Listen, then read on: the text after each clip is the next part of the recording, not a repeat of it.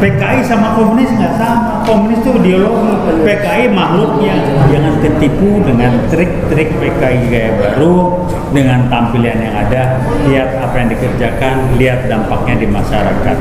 PKI gaya baru sasarannya cuma dua: mecah belah, ngadu domba umat Islam, dan kedua memperlemah TNI dan kendalikan Polri. KKN itu ciri-ciri komunis, dalam hal ini PKI gaya baru, di mana Jokowi adalah salah satu.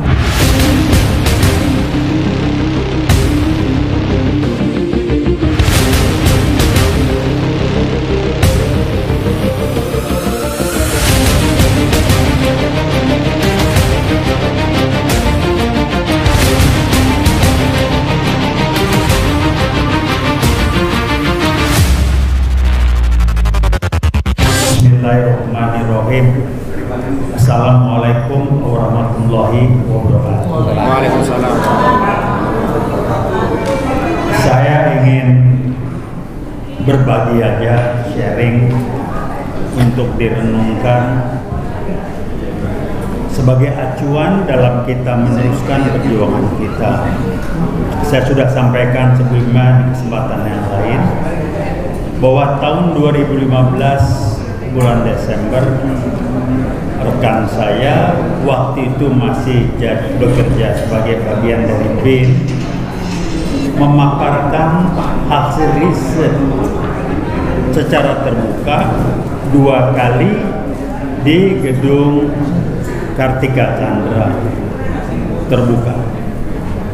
Saya masih ingat yang hadir antara lain Pak Trisno hadir, Pak Agung dan lain sebagainya. Saya hadir 2 kali. Apa yang dipaparkan, intinya yang kita sampaikan adalah riset rekan ini menunjukkan bahwa PKI bergerak lagi dan sudah bergerak jauh dan diberi nama PKI Gaya Baru. Kenapa disebut PKI Gaya Baru? Karena bergeraknya, aksinya, tindakannya berbeda dengan PKI yang kita kenal, tetapi dia tetap PKI. Saya ingatkan teman-teman, jangan pakai istilah komunis. PKI sama komunis nggak sama. Komunis itu ideologi, PKI makhluknya. Nah, apa yang terjadi? PKI Gaya Baru sudah bergerak menguasai beberapa bidang. Kalau pejabatnya yang jelas, Jokowi, nomor 2-nya LBP. Kenapa saya bilang 2 orang yang udah pasti? LBP mengatakan itu anak-anak muda yang pakai kaos Palu Arif tolong jangan dirazia. Itu adalah gambaran semangat, idealisme segala macam. Jokowi menambahkan meminta TNI Polri tidak merazia mereka yang pakai kaos Palu Arit dan lain sebagainya. Ini udah jelas. Nah, di kita mayoritas, mohon maaf, banyak masyarakat kita jenjang berpikirnya di level 3 dari 8 level. Level 3 ini adalah jenjang berpikir kelompok orang. Ini tidak terkait dengan edukasi ya, jenjang akademis yang baru melihat sesuatu itu ada, percaya dan yakin kalau kelihatan secara nyata. Kemudian baru merasakan itu bahaya atau tidak bahaya kalau dia sudah kena. Jadi disebut kualitas berpikirnya adalah instan, reaktif, dan menunggu dia kena, simptomatis dan lain sebagainya. Nah, PKI Gaya Baru ini bermain dan dia menggunakan tangan-tangan orang lain. Saya kira Anda masih ingat salah satu Pangdam Jaya dulu di sini pernah dipakai tangannya oleh PKI Gaya Baru tanpa disadari untuk menurunkan baliho. Perusahaan apa Pangdam perusahaan baliho? Itu contoh. Jadi mereka bermain seperti itu. Sasarannya cuma 2 kok. Menghancurkan dengan memecah belah dan adu domba rakyat Indonesia, khususnya umat Islam. Kenapa? Mayoritas umat Islam. Kedua, memperlemah TNI dan mengendalikan Polri. Kita rasakan, saya tadinya percaya nggak percaya, sekarang silakan cek. Kenapa mereka tidak bisa mengendalikan TNI? Mereka tahu lebih mudah mengendalikan Polri. Silakan nanti apakah Polri sudah dikendalikan atau enggak? Silakan. Tapi yang terjadi adalah PKI gaya baru bermain. Di kita masih bilang nggak ada, PKI udah bubar. Ya memang level 3 berpikirnya. Sekarang kita lihat yang di belakang. Ini jelas nepotisme. Dan salah satu ciri-ciri PKI baru adalah KKN-nya kuat. Korupsi Jokowi lewat Aguan CS, kolusi dan nepotisme. Aguan kenapa berani? Udah nyetor ya sama Jokowi. Bagaimana Aguan bisa dekat ngobrol berdua dengan Jokowi pada waktu itu sebagai presiden? Kalau nggak sudah masuk setorannya, kalau Jokowi ngomong di medsos, kapan saya ambil, mana buktinya, terima ya nggak terima cash di situ lah. Lewat orang-orangnya ngapain bisa ketemu presiden? Siapa Aguan?